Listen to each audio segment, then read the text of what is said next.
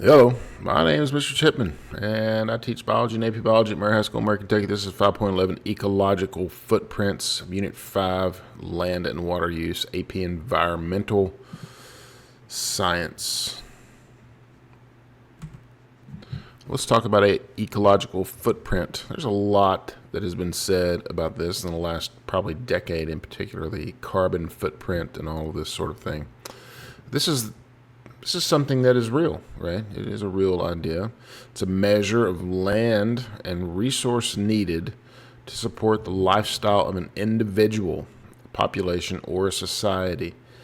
Typically, it is measured in individuals as how much land does it require for one individual to be sustained, right?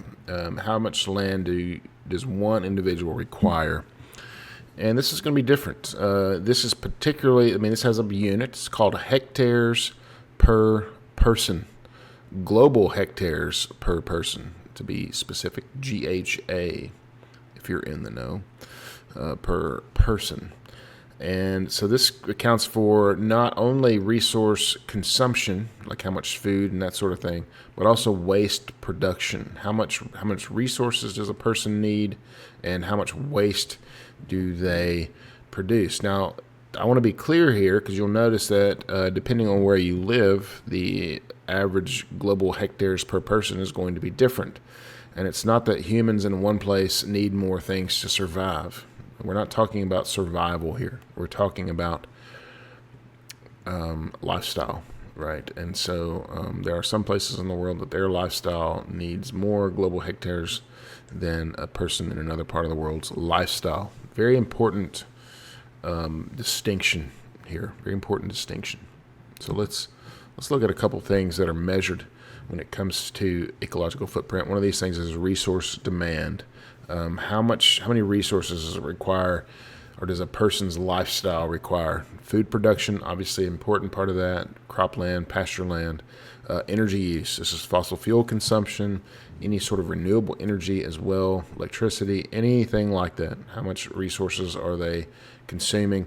Water consumption, obviously water very important, not just for drinking, but also things like laundry and showers and cooking and all that sort of thing. And then forest products, paper, wood. It's something that you don't think about, right? And the very fact that I am making a video and talking into a microphone that's made out of metal and plastic, and you get the idea, right? There's a certain amount of resources that people have and need, and it makes you think quite a bit. And on the other side of that coin is waste absorption. And so a person is accountable for so much waste, right? Not just physical, personal, but also like car emissions and all that sort of thing. And the paper that, when you take a test, those sheets of paper were produced at a factory that produces so much waste. You get the idea.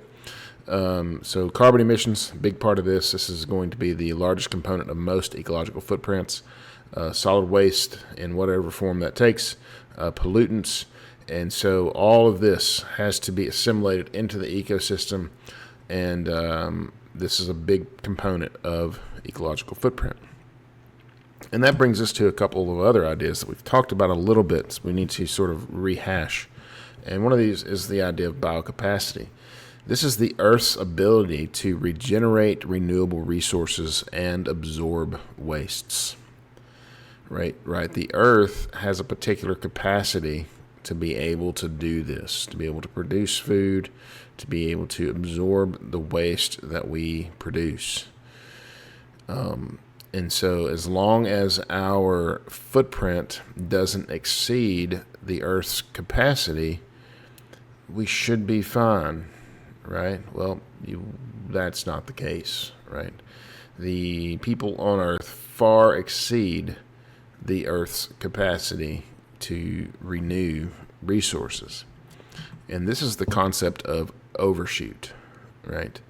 Overshoot we talked about with carrying capacity. We talked about overshoot as when a population exceeds its carrying capacity and begins to damage the ecosystem, right? And usually in nature, that is self-correcting, where that population will begin to die off because of depleted resources. That does not happen with our population. at least a lot of the sectors of the population. And it makes you wonder, right? If that is currently heading, current global trends show that humanity is in an extreme overshoot. As much as 160% of biocapacity is used. And this was in 2020. It's now 2025, or almost 2026. It's not getting smaller by any stretch of the imagination. All right, so let's look at some examples of here. United States is a perfect example of this. You saw this on the picture back here. It's obvious the United States is well over 8 hectares per person, whereas in some parts of the world it's less than 1. This shows you how many other countries we encompass in our own needs. Right, one of the largest per capita footprints due to high energy and consumption levels in the world. United States. Congrats. This is a fun thought here. This is Earth Overshoot Day.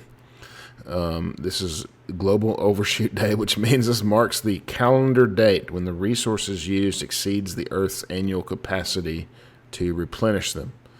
Notice what's happening to that date. It's getting earlier every year. So meaning in 2025, late July was our day that we overshot our capacity to, or the Earth's capacity to renew the resources. So that means that we are taking out twice as much almost as the Earth is able to replenish. It's going to run out. Let's look at a practice problem.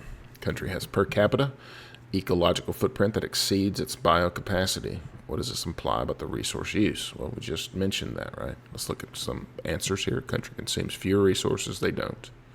Country's waste production is declining. It's not. Country's population density is too low. It's probably not. Country is depleting resources and producing waste faster than ecosystems can recover. Absolutely correct. Interesting idea. If you have some thoughts about it, leave me a comment down below. Otherwise, we're going to continue on in Unit 5. I hope this was helpful. Thanks for watching.